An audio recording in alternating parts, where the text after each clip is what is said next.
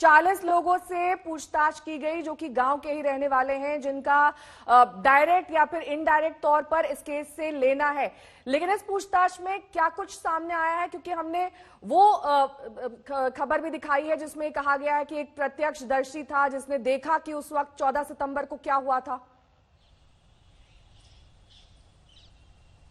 देखिए नेहा, 40 जिन लोगों को पूछताछ के लिए बुलाया गया उनसे अभी पूछताछ पूरी नहीं हुई है। नोटिस सर्व किए गए हैं कि वो एक एक करके एसआईटी का जो यहाँ पर टेम्परेरी ऑफिस बनाया गया है हाथरस में गांव के पास, वहां पर आकर के अपने बयान दर्ज कर सकते हैं। क्योंकि लगातार ये बात हो रही थी कि इसके कई पहलू हैं इस पूरे मामले की, सबकी बात नहीं सुनी जा रही है, चाहे वो पीड़ित पक्ष हो, चाहे वो आरोपी पक्ष हो, या फिर और प्रत्यक्षदर्शी लोग हों, गाँव के लोग हों। तो उन लोगों को नोटिस भेजी गई 40 लोगों को, और उनसे एक एक करके पूछताछ हो रही है। जो एसआईटी का मकसद है वो मेन यही है कि जिस तरीके से इस पूरी घटना को अंजाम दिया गया, इसके जो पहलू हैं उनकी सच्चाई गहराई से पता की जा सके। इसीलिए सबके बयान दर्ज किए जाएंगे और उसके आधार पर तय किया जाएगा कि उस दिन आखिर हुआ क्या था। जैसे कि प्रत्यक्षदर्शी का अपने आप ये चल रहा था आज तक पर, उसमें साफ तौर पर वो बता रहा था कि वहां लड़की पड़ी हुई थी और उसके लिए पानी लेकर के लवकुश आया, जिस लवकुश को आरोपी बनाया गया। इसी तरीके से अलग अलग वर्जन है तमाम, चाहे संदीप हो चाहे दूसरे 2 आरोपी और हों, उन सब के लिए अलग अलग बयान है। एक कोई चिलर में था। तो ये सब बातें कितनी सच है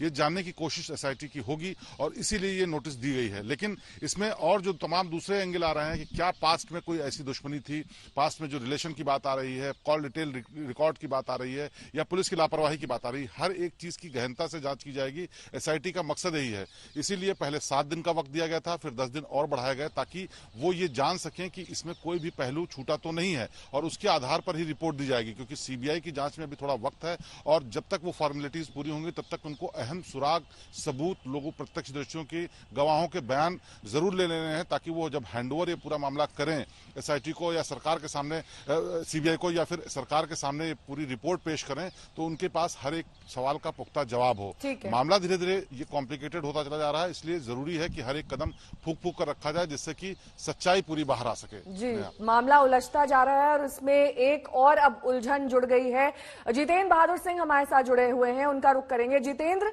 कहां भीम आर्मी इंसाफ की बात कर रही थी, कहां उन्हीं के तार पीएफआई फंडिंग से जुड़ गए दंगा भड़काने की साजिश मामले में? बिल्कुल नेहा, इस तरीके की जो रिपोर्ट आ रही है और ये दावा किया जा रहा है एजेंसीज की तरफ से कि पॉपुलर फ्रंट ऑफ इंडिया के लोग जो हैं वो भी भीम आर्मी से मिले हुए थे और इस तरीके से उनको भी फंडिंग की जा रही थी, ऐसी जानकारी इस वक्त आ रही है। इसका साफ और सीधा मकसद है कि जिस तरीके से इस पूरे मामले को लेकर के पॉलिटिकल नेता जो अलग अलग पार्टियों के हैं उन्होंने भुनाने की कोशिश की, पीड़ित परिवार को न्याय दिलाने के पीछे किस तरीके से साजिश रची जा रही थी, इन तमाम चीजों को लेकर के ये खुलासे हो रहे हैं। इससे पहले जिस तरीके से ईडी की तरफ से कहा गया कि फाइनेंशियल ट्रांजैक्शंस हुए हैं, कई जगहों से विदेशों से पैसे आए हैं जिसमें मॉरिशस रूट की बात की जा रही है, उस बारे में भी विस्तृत जानकारी मिली और 50 करोड़ रुपए आने की बात कही जा रही है और इसके दावे भी किए जा रहे हैं। लेकिन इन तमाम चीजों के बीच में जिस तरीके से जो आरोपी पक्ष हैं उनकी तरफ से, जेल की तरफ से चिट्ठी आती है और जो पीड़ित परिवार है उनका यह कहना है कि अब उनके खिलाफ साजिश रची जा रही है और इस तरीके से जेल से अगर चिट्ठी यहां आती है तो इसमें कौन से लोग इन्वॉल्व हैं, इन तमाम चीजों की भी छानबीन होनी चाहिए। लेकिन सवाल ये उठता है कि पीड़ित परिवार को लेकर के जो ये कह रहे हैं कि उनके घर में जिस तरीके से इस बात को लेकर के अब बात चल रही कि साजिश रचने की कोशिश की जा रही है और जो आरोपी हैं उनकी तरफ से, उनके परिवार वालों की तरफ से बयान भी आ रहे हैं। तो इन तमाम चीजों पर अब आगे जो एसआईटी जांच कर रही है उसकी रिपोर्ट के बाद ही खुलासा होगा कि आखिर क्या तथ्य निकल करके सामने आते हैं। आशुतोष मिश्रा भी हमारे साथ लगातार जुड़े हुए हैं। आशुतोष, खनन माफिया का भी अब इस मामले में नाम आने लगा है, इस बारे में क्या जानकारी मिल रही? देखिए, जहां तक भी सरकार अब अपनी जांच का दायरा दूसरी तरफ बढ़ा रही है, हालांकि मामला यहां पर